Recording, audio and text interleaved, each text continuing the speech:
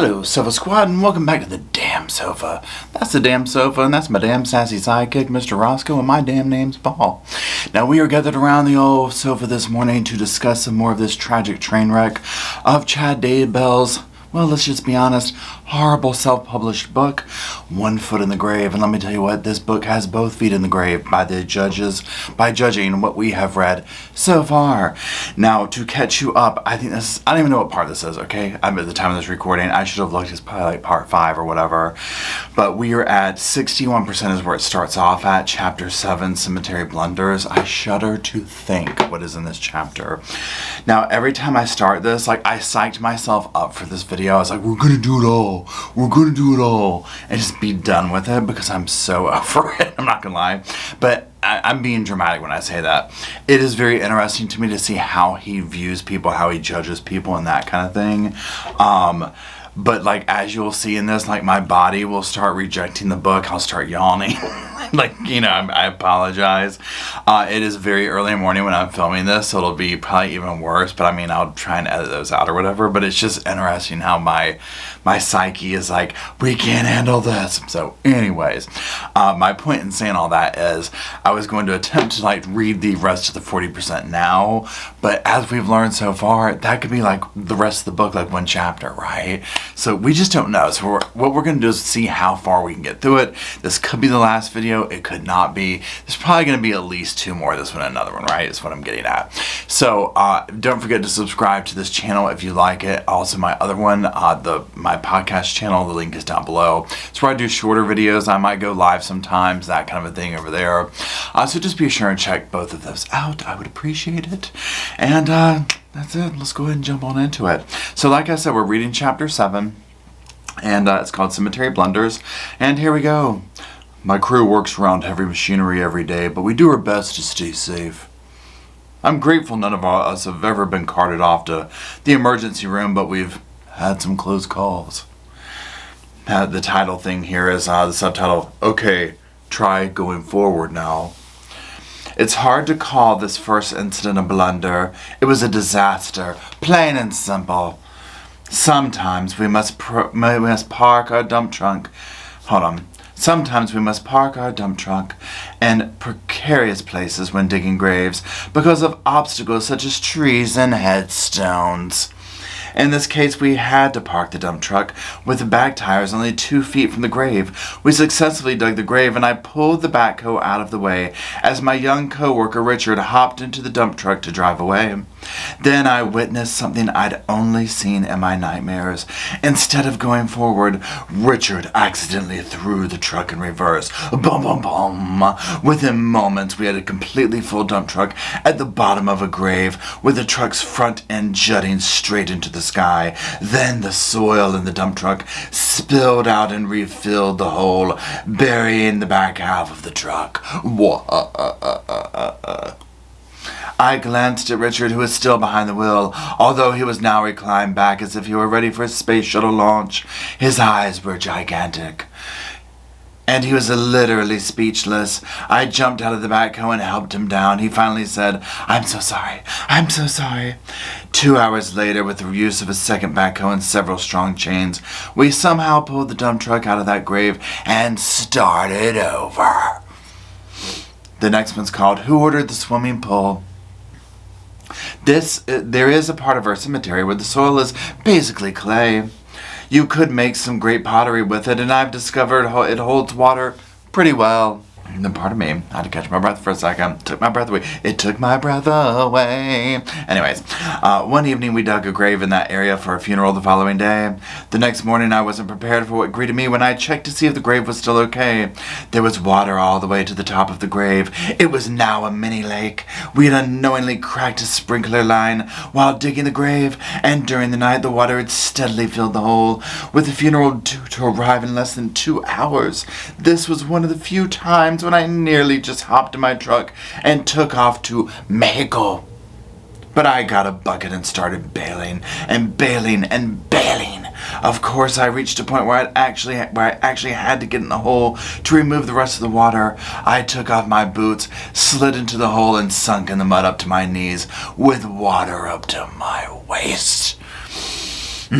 But I nearly had all the water out when the vault guy showed up. He walked up to the hole, looked at my mud-covered body, took a puff on his cigarette, and simply said, "Whoa." He put a plank down into the hole so I could climb out. The grave had somehow held its shape pretty well, and with the funeral's arrival now less than an hour away, I told the vault guy, "Let's put your vault in." Is it just me? Let's pause. There's something that, and I don't know, I mean, for whatever reason, I feel like I'm reading a dirty romance novel. I mean, is it just me? Is it all the whole talk or something? I don't know. Like, am I channeling the loin fires or something? Or I don't, and like the slit in the mud. I don't, maybe it's just too early in the morning, but I don't know. It's extra creeping me out this morning for some reason. Please hold. Let's put your vault in. I mean, I don't know. Anyways, he started to protest, but then he just shrugged and said, "Whatever, dude." I mean, you see where I'm going with this. Now, I'm not gonna. Now, this whole reading is now tainted, right? This entire reading is now tainted. But we have to ask this because he has like woven this like stuff into this book, right? Anyways, that vault sunk more than 2 feet into the mud, but it didn't overflow, and once the planks and AstroTurf were in place, it looked fine. The family never suspected a thing, and I exhaustedly, there we go, exhaustedly. If you're drinking, take a shot. I'll have some coffee. So if you're new here, we drink every time he uses an adverb, which is like basically almost every other word. I'm just kind of surprised we've just hit this exhaustedly. That's a good one right there. So the family never suspected a thing, and I exhaustedly hosed myself off at the other end of the cemetery. And yes, we fixed the sprinkler line later that day. So here's an example. The family never suspected a thing, and I exhaustedly hosed myself off at the other end of the cemetery. Now, just basic 101s of here. This is what I might have said. The family never suspected a thing, period. I hosed myself off at the other end of the cemetery, period. I bent over, I'm literally making this up on the fly in my head, I bent over with my hands on my knees and let out one long sigh of breath, as I rested or something like that. Anything else besides the word exhaustedly, right? There's another way you can describe this word. This is just called cheap writing, exhaustedly. It's just there's so much more better ways to describe something and to also take a moment to get more in scene and do all this kind of stuff, but whatever. I mean, let's keep going. The next little title is Shade in Strange Places. I loved working with older employees who mow lawns. I loved working with the older employees who mow the lawns. But I naturally watched their health situations closely. Nothing would be worse than having a cemetery employee die while he's on the job. Ugh. On my very first day of work at the cemetery, I met Reed, one of the riding mower operators. We chatted for a moment, and then he drove off on his mower. The heat was brutal that day, and I returned to our office that afternoon to get a drink. Then I noticed Reed's mower sitting out in the middle of the cemetery, and I could see him laying motionless next to it. Oh no, I thought, Reed has died. I ran to his side, and he really did look dead. I kicked him gently in the ribs with cobra-like speed. He grabbed my foot, and with cobra-like speed, he grabbed my foot. We're going to talk about that in a second. I felt a mixture of relief and embarrassment as he snarled, "What in the world are you doing?" I quickly learned Reed took a nap each afternoon in the middle. In the shade. Wait, hold on, y'all. I quickly learned Reed took a nap each afternoon in the shade of his mower, and he didn't appreciate being kicked. I mean, again, look, this is what I'm talking about. This is why these little microaggressions, if you will. This is why this is interesting. So his first thought was he's dead, and his first thought was to kick the body. Now, this is not like some. Okay, this is the Friday the 13th, right? You think you've killed Jason. That is a body I would anticipate you might. First of all, you just run the other way in that scenario, right? You don't just stick around to see if you kill Jason. But if you need to keep the continuity going for part 5 or 6, this is a scenario where you might just kick Jason to see if he's dead, right? This is acceptable, okay? Your elderly coworker who is mowing the yard, who is laying on the ground next to the mower, you go up and you kick in the side. And I mean, even if it's just a light kick, why would that be your first reaction? I mean, why would that be like not a Reed to get on your knee, like Reed? Yeah, I'm doing this motion with my hand as if I'm touching his back. These are the things that he shows through. And again, this wasn't like he just wrote this yesterday. This was, I think, years ago, right? These are the things, this is what lies beneath, I'm going to use that movie title. This shows me who he is beneath the surface, right? No respect for the dad. No respect for the dad. This is somebody who he thought was dead, right? Somebody decent, I'm assuming he thinks is a decent person. He talks nicely of him. He doesn't talk too nicely of any people. But anyways, let's keep going. Okay, so the next little subsection is called Where's My Truck? Okay. Here we are. Reed provided another memorable moment later that summer as we were getting ready to go home. He was standing near our equipment shed with a perplexed look on his face. "Hey, did one of you guys move my truck?" he asked us. "I parked it here after lunch and now it's gone." It was literally nowhere to be found, and then I spotted it nearly a quarter-mile away at the bottom of the cemetery, nestled against our lower fence. He first thought it was a prank, but we soon realized that Reed had left the truck in neutral, and it had made a long, graceful backward journey through the cemetery. We followed the tire tracks, and that empty vehicle somehow passed through dozens of headstones and trees without hitting a single one. It is too bad it hadn't happened while a funeral was going on. It is too bad it hadn't happened while a funeral was going on. News reports of the ghost truck would have certainly been in the papers all across the country. I mean, I guess maybe amongst people who work in that industry that would be funny. I mean, my first thought is, what if it had hit somebody? And I'm being extra judgmental because it's Chad, right? Maybe my normal dark sense of humor might have found that funny. But again, my first thought was that that could have hit, what? Anyways, maybe it's too early in the morning. So far I'm reading, this is like an undercover, gay romance novel or whatever, and then I'm also just being highly critical, right? Any little thing he does, I'm just well, that could have harmed somebody. But again, I just think with him, this just kind of goes to show where I'm I just don't think this guy has any respect for human life. I mean, obviously, right? We know this, but back when he was supposed to, right? Before this monster version of him was finally shown to be what it was. So anyways, the next thing is called What Did You Say? What did you say?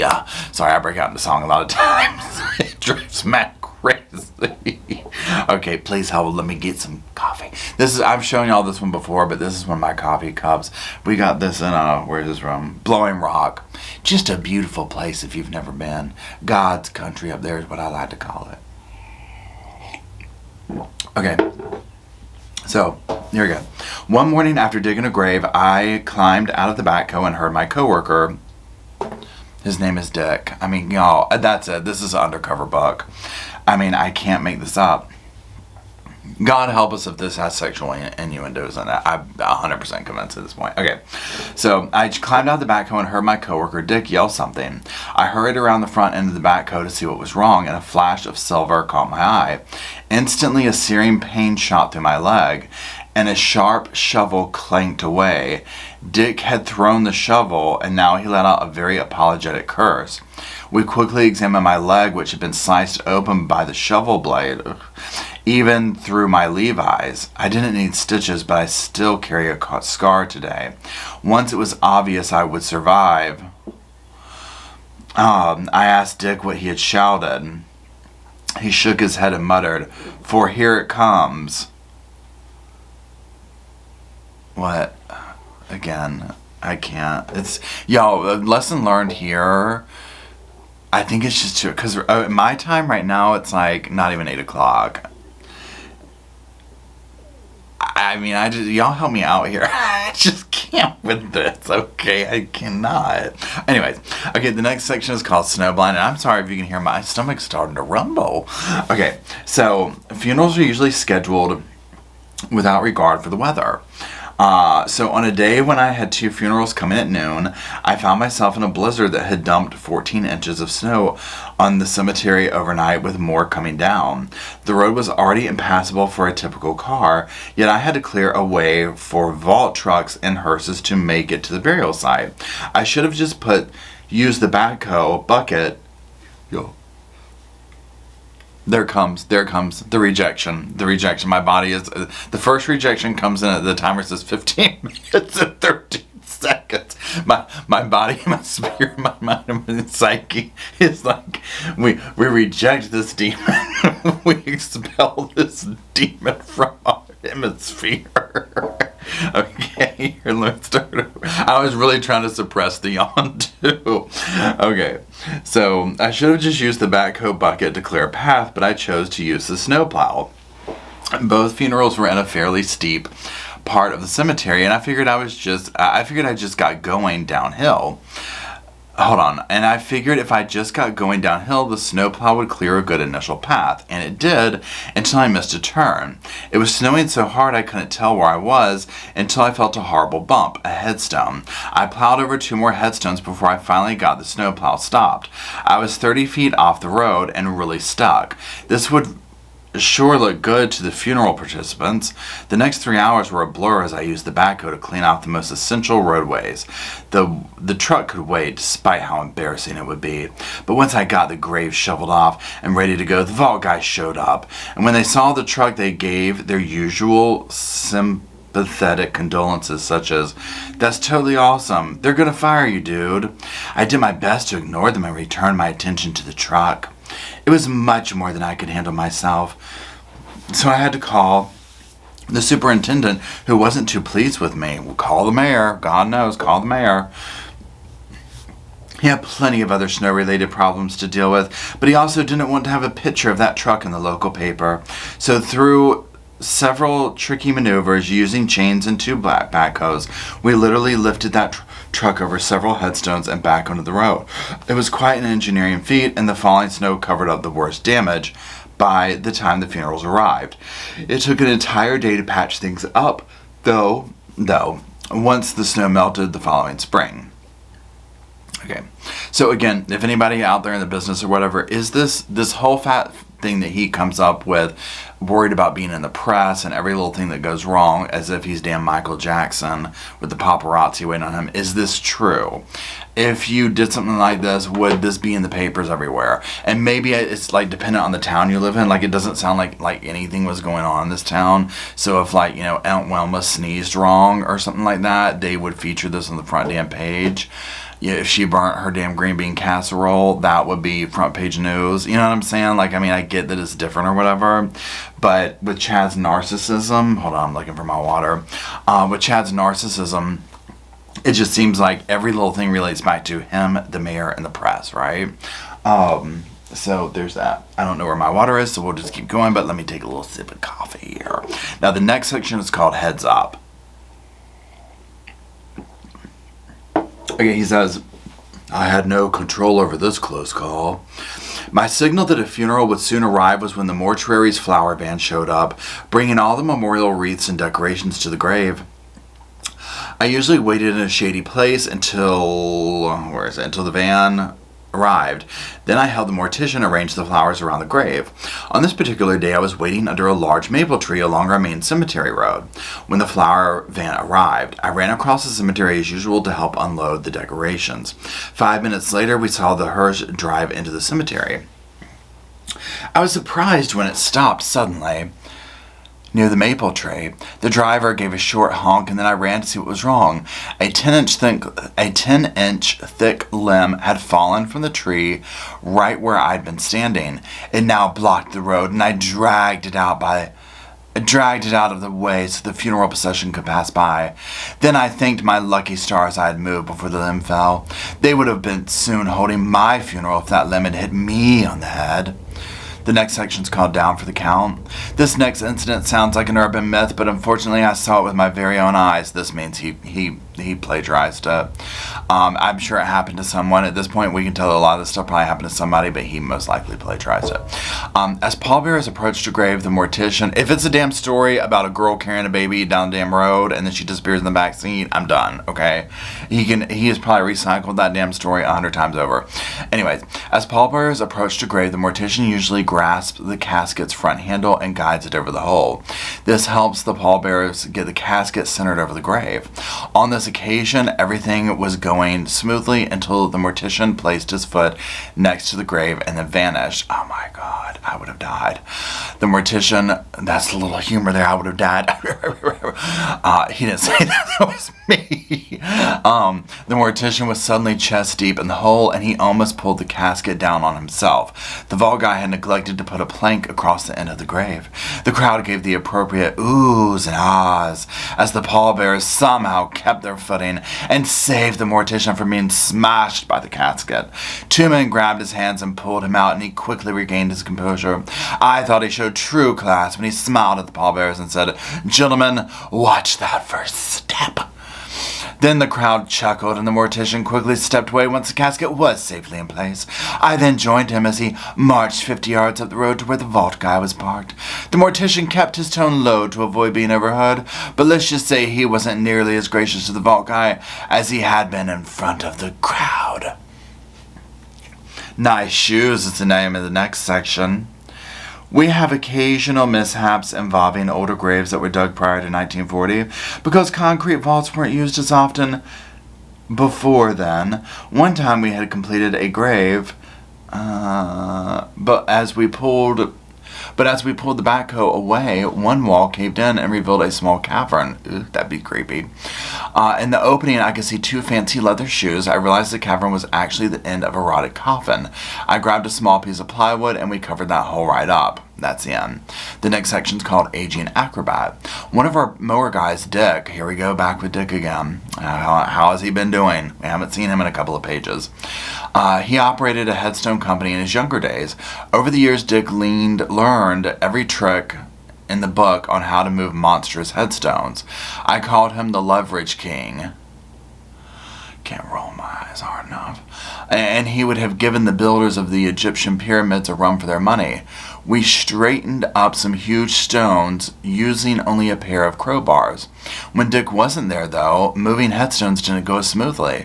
During Dick's summer vacation, I had to move a huge stone for a burial. Another one of our mower guys, Kelly, offered me a hand, and we had the stone positioned just about where we wanted it. When we were nearly finished, Kelly sat on the end of the crowbar to hold up the stone up. As I removed the straps we had placed under the stone, but suddenly the stone shifted, and I saw Kelly zoom past me as if he were Superman. I turned around to find Kelly sprawled on the top of a nearby bush. The immense weight of the headstone had won out, and that crowbar had catapulted Kelly nearly 10 feet through the air. At least he had a soft landing. The terrible trench is the next section. Kelly helped me with a lot of tough jobs, from fixing cracked sprinkler lines to digging graves in sub-zero weather.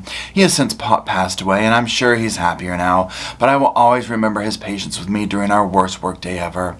As fate would have it, we had 4 funerals scheduled on the same day that Mother Nature dumped 6 inches of sleet on our cemetery. Then the sun came out, and soon our cemetery evolved into a slimy swamp. It was difficult to even walk on the grass without sinking in a little bit. My head began to pound as I tried to figure out how we'd ever fill these graves. I rolled out using the dump truck. It would have sunk to the axles immediately. I gambled and decided to use the backhoe in the first grave.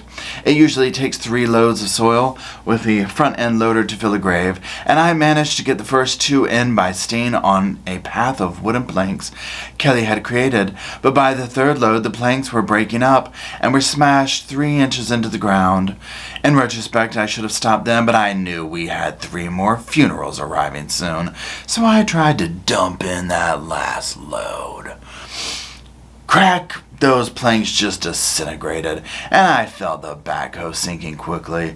I was up to the axles in mud within seconds, and I think I only stopped because the tires were resting on top of the burial vaults. I tried to move backward, but I just buried my tires even deeper. I finally hopped out, and Kelly and I were stunned. It looked impossible to escape from the mud pit. We considered just leaving the backhoe there until things dried out, which might have taken at least a week, but then we imagined the complaints we'd get, so we tried everything to extract the backhoe, but without success. Finally, I decided to just literally dig myself out. I put my front bucket flat and used the backhoe scoop to save myself. I repeatedly extended the arm and dug in as deep as I could, then pulled the backhoe a few inches closer to the paved road. This worked with one small problem. I was digging a 2-foot deep trench across 18 graves. After several minutes, I finally reached the pavement. I can't adequately describe the destruction I had caused. I had partially buried some headstones and exposed 2 vaults. Kelly and I were terribly embarrassed and spread big tarps over the whole mess. We thankfully finished the other funerals with minimal damage. I then spent the next 2 weeks hauling in dirt with a wheelbarrow and laying new grass to restore the area I had destroyed. I waited for a visitor to complain, but I didn't hear a word, probably because it had happened in January in one of the cemetery's least visited sections. 3 months later, a lady called me. She said, "It looks like my husband's headstone has sunk a little. Can you raise it?" Oh God, there we go. I happily agreed to level it up for her, period. So I agreed to level it up for her, period, smiling into the phone. Something like that, right? I mean, I'm not trying to sound like I'm a literary genius, but I mean, you see where I'm going with this, right? I neglected to mention that her particular headstone had been buried under 2 feet of mud a few months earlier. I almost hadn't been able to find it, but all is well that ends well, right? I love how he just gets that little naughty boy thing, right, of like that, you know.